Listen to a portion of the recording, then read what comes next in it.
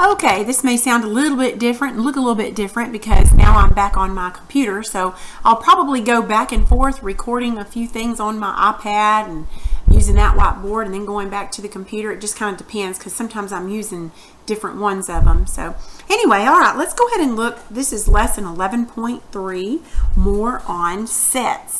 So let's go ahead and look at that lesson on page 222 and 223. All right, so let's just kind of read through here and see if we understand what it's telling us. Okay, so remember, sets are a tool. Helps us to refer to a collection as a group.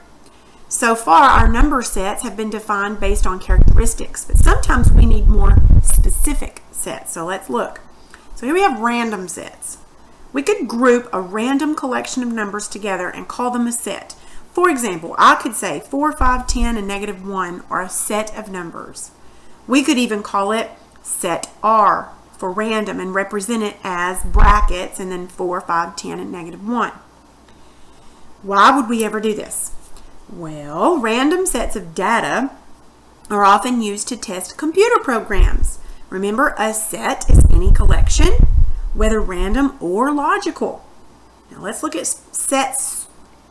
Oh my gracious, sets specific to a situation or equation. Say that fast 5 times. Sets specific to a situation or equation.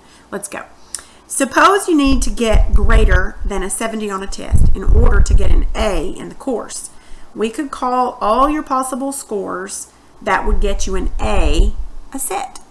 Okay, so here we go. There's at the top of page 223, you have in brackets 71, 72, 73, ... 100.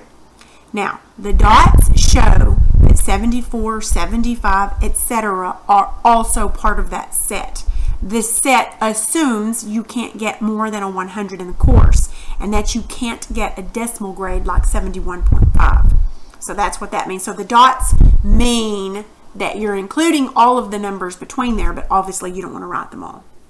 Notice how we could have represented this more concretely with symbols. Integers greater than 70 but less than 100 or equal to, that means. Okay, look at the gray box.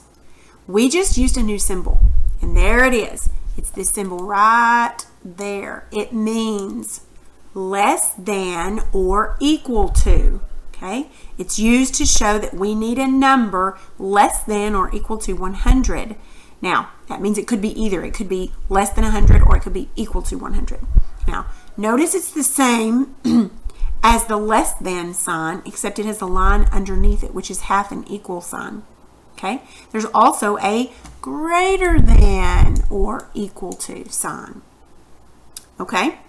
Now, you'll find as when you get into upper level math that we'll often need to specify the numbers that'll work for a specific equation. For example, suppose you're ordering CDs in bulk to resell.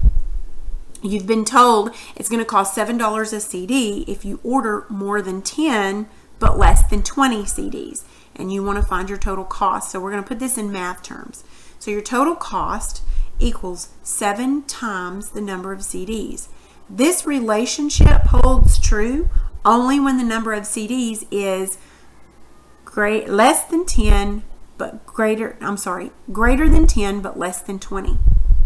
So we didn't use brackets or mention the word set by saying the number of CDs has to be less than 10 but greater than 20. We essentially just specified a collection or set of CD quantities for which this relationship holds true. So for another example, suppose we're dealing with a division. And we might need to specify that the number we're dividing by can't be 0. In other words, we're specifying a set of every number but 0. Whether you see the name set or not, you'll encounter sets often in math. In fact, they're a common application of the comparison symbols we looked back at 1.4. Greater than, equal to, less than, not equal to, as well as the variations less than or equal to, and greater than or equal to. We briefly mentioned in this lesson.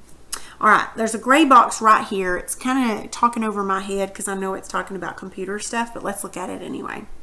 Computer programs are written in languages referred to as code. These languages are partly English and partly math. Quite often, a computer programmer will need to define sets when programming. For example, many online forms require you to fill out a phone number. Some forms will check to make sure that the phone number box actually contains a phone number and not just words. This could be done by defining the set of values allowed for each digit in the box, such as the numbers 0 through 9, and then programming the computer to check each digit to see if what was entered is a member of that set. Exact details vary based on the specific programming language used and what we're trying to check for, but the principle of set applies.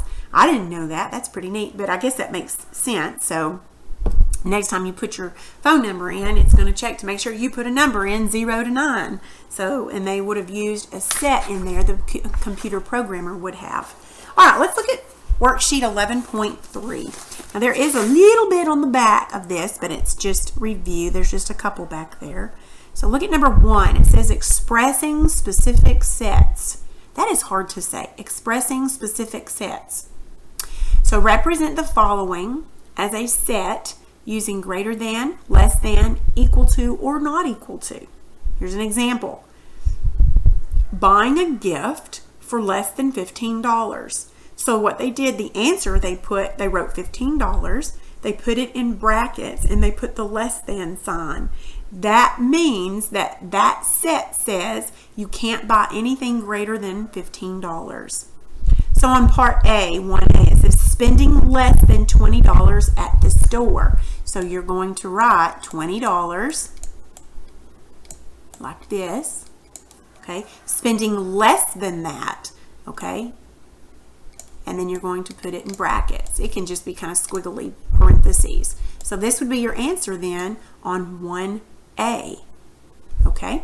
And then on 1B it says any number but 9. So that means it's going to be the same type of thing as this, but it's going to be, I'm not sure if you're going to, because it doesn't say less than 9, it says any number but 9. Let me look over here on the answer page just right quick to make sure I give you the right answer,